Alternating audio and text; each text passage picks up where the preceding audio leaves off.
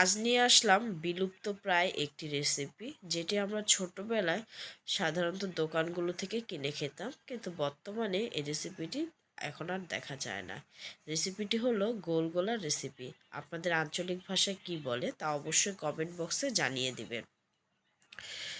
এখানে আমি 500 ml কুসুম গরম পানি নিয়েছি এবং তাতে দিয়ে দিলাম 3 টেবিল চামচ পরিমাণ চিনি। তারপর এখানে আমি দিয়ে দিব 1 চা চামচ পরিমাণ ইস্ট।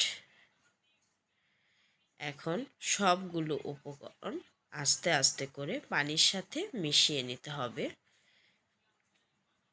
একটু সময় নিয়ে আস্তে আস্তে পানির সাথে ইস্ট এবং চিনিগুলো ভালোভাবে মিশিয়ে নিতে হবে। নাড়তে নাড়তে একটি পর্যায়ে দেখবেন সবগুলো উপকরণ ভালোভাবে মিশে গেছে। তারপর এখানে দিয়ে দিলাম আমি 2 কাপ পরিমাণ আটা। এখন হাতের সাহায্যে আস্তে আস্তে করে আটাগুলোকে মিশিয়ে নিতে হবে।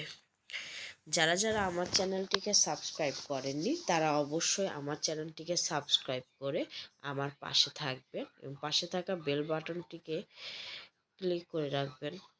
তারপর দিয়ে দিলাম 1 চা চামচ পরিমাণ বেকিং সোডা বা খাবার সোডা এবং 2 চা চামচ পরিমাণ কালো জিরে। এখন সবগুলো উপকরণ হাতের সাহায্যে আস্তে আস্তে মিশিয়ে নিতে হবে। মেশানো হয়ে গেলে রেখে দিব 1 ঘন্টার জন্য। 1 ঘন্টা পর ফিরে আসলাম। এখন একটি কড়াইতে তেল গরম করে আস্তে আস্তে গোলগোলাগুলো ভেজে নেব। এই সময় চেষ্টা করবেন অবশ্যই চুলার তাপমাত্রাটি একবারে নিচে দিয়ে ভাজতে। একটু সময় বেশি লাগবে, কিন্তু আস্তে আস্তে করে ভেজে নেবেন। যারা যারা ফেসবুক থেকে আমার ভিডিওগুলো দেখেন তারা অবশ্যই আমার ভিডিওতে লাইক দিবেন এবং কমেন্ট বক্সে ভিডিওতে জানিয়ে দিবেন আমার ভিডিওগুলো আপনাদের কেমন লাগে। একটু সময় নিয়ে ভেজে নিয়ে একটু লাল লাল করে ভেজে নেওয়ার পর তেল ছাড়িয়ে তুলে নিলাম। ঠান্ডা হলে পরিবেশন করে নিতে পারেন।